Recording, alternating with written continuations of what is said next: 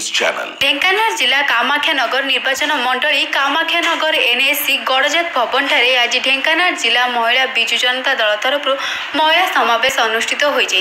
जिला महिला सभापति साई श्री पट्टनायक सभापतित्व अनुष्ठित महिला समावेश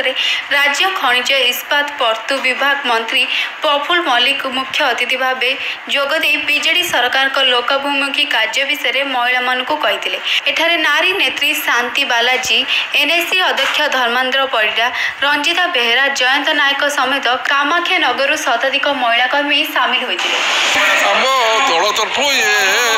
मानवर मुख्यमंत्री दल सभापति निर्देश प्रति